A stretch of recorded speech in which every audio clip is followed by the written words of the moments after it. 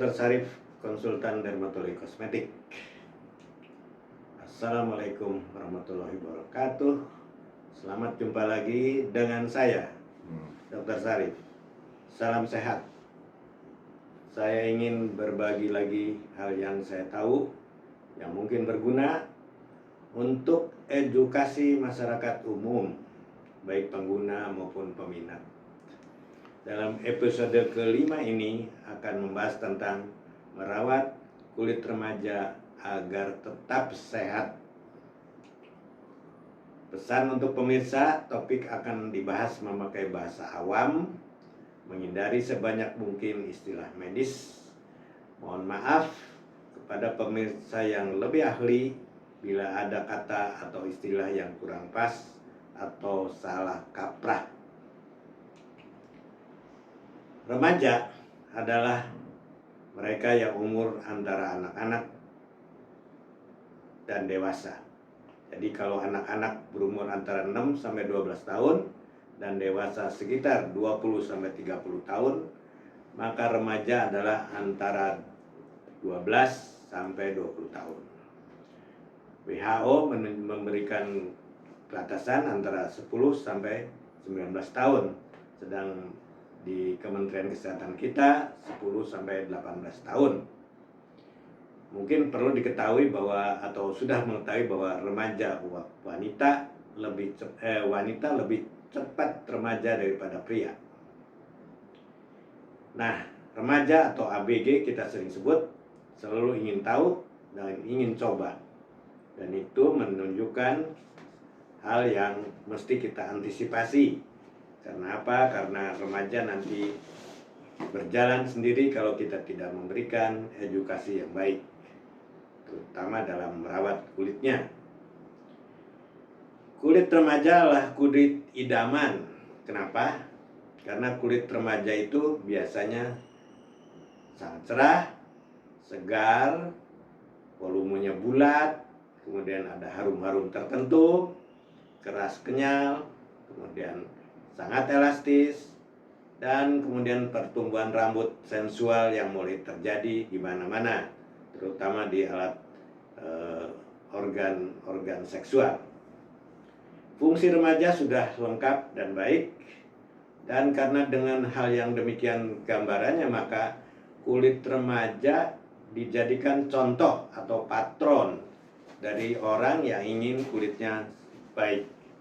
Jadi disinilah kemudian keluar istilah peremajaan kulit, bukan pendewasaan kulit ya, peremajaan kulit, rejuvenation dalam bahasa asingnya. Remaja mulai berubah sikap dari anak-anak yang diam sendiri atau tidak ada masalah, menjadi seorang yang selalu ingin tahu, ingin bersih, ingin harum, ingin cantik atau ingin gagah, ingin segar, ingin sehat. Dan sekarang ini ada istilah ingin berkilau atau glowing. Sebenarnya istilah yang menurut saya sebagai dokter kulit agak sedikit membingungkan. Karena remaja juga selalu ingin coba, maka kemudian akan terjadi pemakaian kosmetik, baik bedak, parfum, dasar bedak, foundation, alis mata, dan sebagainya.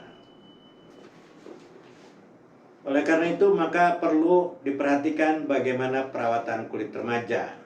Sebenarnya ada cuma 3 perawatan kulitnya, yaitu pembersihan kulit, pelembab kulit, dan proteksi kulit. Di samping kemudian tentunya ada juga tambahan untuk memberikan pengetahuan tentang pemakaian kosmetik maupun pengharum buat remaja yang mulai ingin memakainya. Karena kalau salah kaprah tentunya nanti kulit remaja bisa menjadi sakit atau menjadi tidak sehat. Kita bahas yang pertama, pembersih kulit. Pembersih diperlukan karena remaja aktif bergerak, malah sangat aktif baik sekolah, olahraga maupun jalan-jalan. Maka akan terdapat kemungkinan polusi dari kotoran, dari debu, dari keringat yang banyak, kemudian dari kelenjar berminyak yang banyak.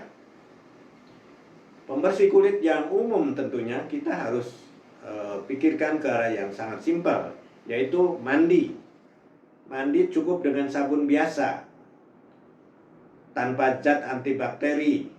Karena apa? Bakteri juga diperlukan oleh kulit.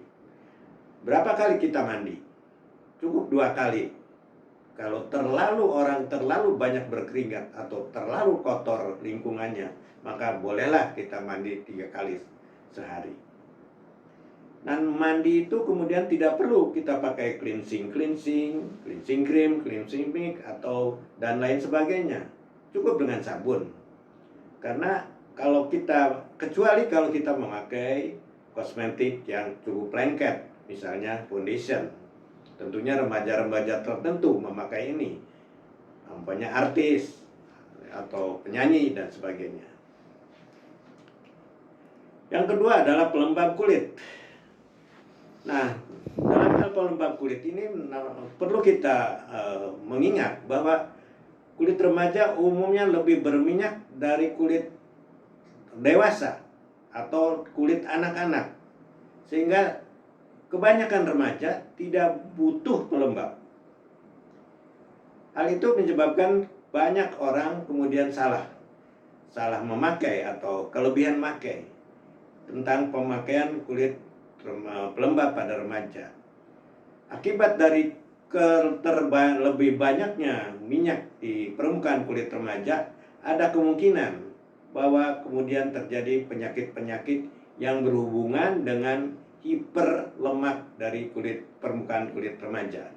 Umpamanya jerawat, atau kadang-kadang eksim minyak, banyak seboru, dan sebagainya. Hal yang ketiga adalah proteksi kulit. Nah, karena remaja itu sangat hiperaktif kan, baik sekolah, olahraga, kemudian jalan-jalan dan sebagainya, maka kemungkinan untuk terkena sinar matahari sangat tinggi.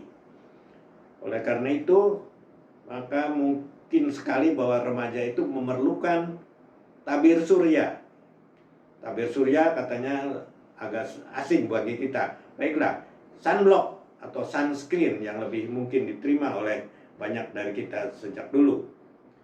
Dan kekuatan untuk kita di daerah tropis adalah lebih dari 30, mungkin sampai 50. Ada nilai lain dari sunblock ini, tapi tidak perlu saya bicarakan karena makin ruwet pikiran awam kita nantinya. Nah, sampai kapan sunblock itu dipakai? Tentunya sesudah aplikasi atau kulit kita terkenanya selesai. Jadi kalau sudah selesai dari jalan-jalan, olahraga tersebut, maka kita harus langsung pakai menghapus tabir surya. Kenapa? Karena kalau tabir surya itu biasanya juga dasar lengketnya adalah lemak. Jadi jarang yang pakai lotion. Pada lotion itu juga ada lemaknya sedikit. Jadi harus cepat dihapus. Kemudian hal mengenai informasi tentang kosmetik dekoratif. Untuk remaja putri udah mulai coba-coba pakai bedak. Kalau untuk bedak, saya menganjurkan bedak tabur lebih aman dari bedak compact yang ada minyaknya. Kemudian tentunya pemakaian lipstick itu sebenarnya bukan di kulit tapi di lapisan mukosa bibir. Ya, tapi tetap saja jangan terlalu tebal. Mungkin lip gloss lebih halus.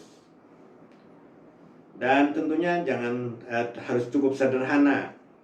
Artinya jangan terlalu merong, terlalu berkilau dan sebagainya.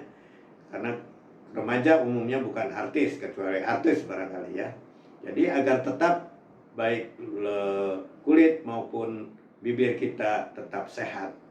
Banyak sekali kasus tentang bibir kita yang tidak tahan terhadap kosmetik tertentu, yaitu yang terlalu banyak warna dan sebagainya.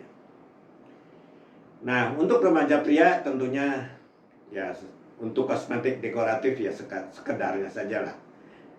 Jangan sampai kalau pria memakai terlalu banyak bedak atau pakai lipstik dan sebagainya, tentunya lebih baik janganlah ya.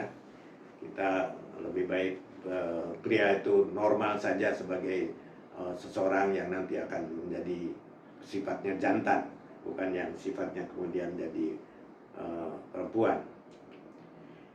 Mengenai pengharum, kita mengenal berbagai macam pengharum, dari mulai yang ringan maupun yang cukup mahal atau cukup kuat, yaitu deodoran termasuk pengharum, terutama buat ketiak tentunya, pusat daripada bau. Di atas deodoran ada eau de cologne. Eau de cologne mempunyai kadar yang agak lebih tinggi dari deodoran. Kemudian toilet, cairan eau de toilet. Kemudian di atasnya adalah yang paling banyak tentu parfum. Silahkan pilih, tentunya yang paling murah, yang paling sedikit kadar parfumnya di dalamnya. Di mana kita menaruh parfum? Banyak orang salah memakai parfum di baju, pokoknya di seluruh badan bahkan ada. Tapi ya di samping seluruh badan itu nanti parfumnya nanti kebanyakan dan cepat habis, lebih baik di tempat-tempat yang bau. Di mana letak bau badan kita? Bau badan kita terutama di ketiak. Bisa di samping ketiak tentunya ada sela paha, tapi kita kan nggak mungkin membaui sela paha. Atau di telapak tangan maupun telapak kaki itu juga ada bau. Di samping tentunya dari mulut. Tapi bau mulut tentunya ada lain lagi cara mengharumkannya. Jadi dengan demikian remaja itu kemudian merasa jadi badannya harum. Jadi dengan demikian maka kita mempunyai intisari yang bisa diingat dan dibawa pulang ke rumah. Yang pertama adalah remaja itu perlu dirawat kulitnya dengan baik agar tetap sehat. Pemakaian yang tidak baik, artinya tidak cocok, tidak benar, maka menyebabkan banyak sekali peristiwa kelainan kulit atau penyakit kulit pada remaja. Misalnya terjadinya jerawat dari ringan maupun sampai ke berat. Merawat kulit remaja dapat dilakukan dengan pembersihan tentunya, kemudian dan proteksi terhadap tabir surya. Pelembaban hanya dipakai pada waktu dibutuhkan, tidak usah sampai dilakukan sebanyak-banyakannya atau seperti pada orang tua. Kosmetik dekoratif juga dapat dikenakan secara terbatas, jangan berlebihan. Kenapa? Karena kulit remaja itu sudah menjadi idola, jadi keinginan bagi semua orang. Dianggap kulit yang paling baik di antara umuran hidup kita. Jadi jangan malah dirusak oleh hal-hal yang seperti itu. Terima kasih atas perhatian Anda. Jangan lupa bila berkenan tekan like, subscribe, dan lonceng. Sampai jumpa di episode berikutnya dengan topik tentang kesehatan dan kecantikan kulit yang lain. Salam sehat.